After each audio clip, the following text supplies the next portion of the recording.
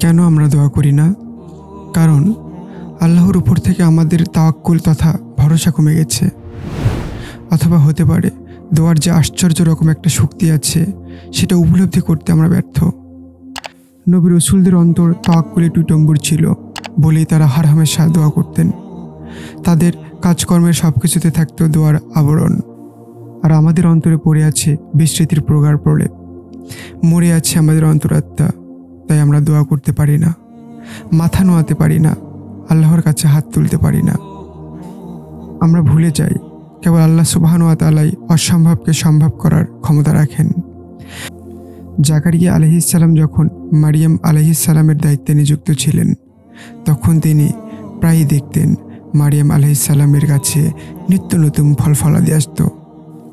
গ্রীষ্মের ফল শীতকালে, শীতকালের ফল গ্রীষ্মে। ফলগুলো কোত্থেকে আসতো সেটা জাকারিয়া আলাইহিস সালাম জানতেন না। কৌতূহলবশত একদিন তিনি মারিয়াম আলাইহিস সালামকে জিজ্ঞেস করে বসলেন, হে মারিয়াম, তোমার মেহরাবে আমি ছাড়া আর কারো প্রবেশাধিকার নেই। আমি ছাড়া আর দ্বিতীয় কোনো ব্যক্তি এখানে আসে না। কিন্তু আমার বড্ড জানতে ইচ্ছে করে, তোমার কাছে যে নিত্য নতুন ফল ফলাদি দেখি সেগুলো তুমি কোথায় পাও? মারিয়াম আলাইহিস সালাম বললেন, সেগুলো আমার আল্লাহ সুবহানাহু ওয়া তাআলা পাঠান। গ্রীষ্মের ফল শীতকালে, শীতকালের ফল গ্রীষ্মে দেওয়ার ক্ষমতা যে একমাত্র আল্লাহ সুবহানাহু ওয়া তাআলাই রাখেন, এই বিশ্বাসটা জাকারিয়া আলাইহিস সালামের অন্তরে বদ্ধমূল ছিল। মারিয়াম আলাইহিস সালামকে আল্লাহ সুবহানাহু ওয়া তাআলা এমন নিয়ামত দান করেছেন দেখে জাকারিয়া আলাইহিস সালামের মনে একটি আশার ঢেউ খেলে। তিনি ভাবলেন, আল্লাহ যদি মারিয়ামের উপর এমন অপার দয়া করতে পারেন, আমাকেও তিনি অবশ্যই একটি সন্তান দিতে পারবেন।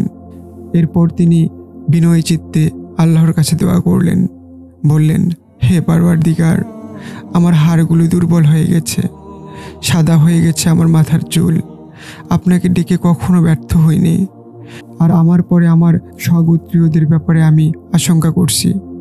পারওয়ারদিগার, আমার স্ত্রী বন্ধা, তবু আমি আপনার কাছে চাইছি, আপনি আমাকে আপনার পক্ষ থেকে একজন উত্তরাধিকারী দান করুন।